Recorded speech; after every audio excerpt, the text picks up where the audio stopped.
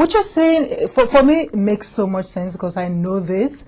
And it's always been a problem for me that I don't understand why people don't see clearly. And the other thing, I've got so much to do in the time that I have. I read your book over and over again. I love it. And the part of it that it's very self-effacing. You know, you keep putting yourself down in some places. And I kept wondering, what is she talking about? In particular, you kept talking about your appearance. Yeah. And when I was younger, the first time I saw you on television, you had on a bright suit.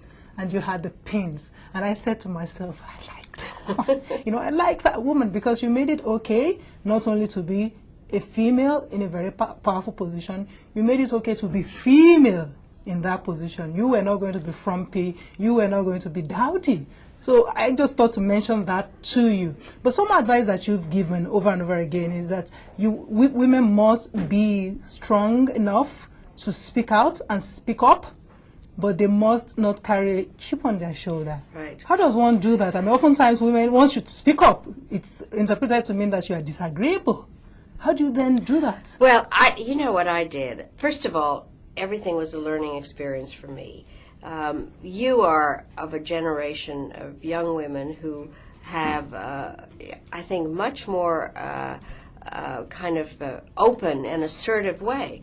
I came from a generation of women that, I mean, I got married 3 days after I graduated from college, and I had children, and somebody actually told you not to work because your husband was going to, and you accepted. Well, that's what's so amazing. Now I know exactly what I would say.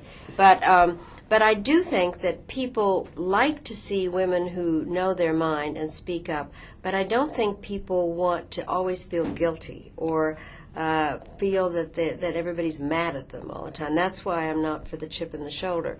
I do think there is a reality, however. Women do have to work at least twice as hard as men. There seems to be plenty of room for mediocre men, but not a lot of room for mediocre women. The other part that I think is important is young women have to understand that where there are their positions now are actually based and built on things that older women have done, and that it's never over. It can be pushed back very, very easily. And so while you can't go around being angry at everybody, you also can't think, well, it'll just keep staying this way. Because the fact that, you know, I mean, going back to our election, as far as I'm concerned, there is no better candidate than Hillary Clinton in terms of her knowledge, experience, her desires to move forward. And there shouldn't be a question as to whether she's a woman or not. It should be whether she is the most qualified. Would it be an advantage to her in the decisions she has to take, being a woman? Well, you know, everybody has a different style, but I think there is. I think that we have as women, I think, the capability for a greater range of emotions, and also we're much better at multitasking. But, you know, I'm not one of these people who think the world would be totally better if it was only run by women. I like the mixture. I think that women and men need to work together. But I think that I'll tell you what I did. I must say I used everything I had. I mean, I was charming when I needed to. I love being a woman. And so as you point out, I didn't wear men's suits. I enjoyed being a woman. The pin business started because I like jewelry, but Saddam Hussein called me a snake, and I happened to have a snake pin. So I wore a snake pin, and CNN said, "Why are you wearing a snake pin?" And I said, "Because he called me a snake." And then I thought, well, this is fun. So I started wearing pins, and people would say, "What kind of a mood are you in?" And I'd say, I was looking out to see that today. Read my pins. But I have to tell you, I switched signals a bit. I would be very charming, and then I would say regularly, "I have come a long way, so I must be frank."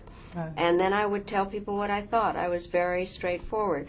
And I think that is something that a woman can do. Right. You keep talking about the things you're going to do, And earlier this year, you turned 70. Not that I can believe that looking at you. You know, I can't believe it. In the first instance, how do you stay this way? Exercise. I hear that you actually can bench press 200. No, it's not bench. Legs. Legs. Legs. You exercise. But makeup is a wonderful thing. Right, so you're still planning to do so much more. Well, I tell you, you know, you've read my book, so you know. It took me a long time to get a voice.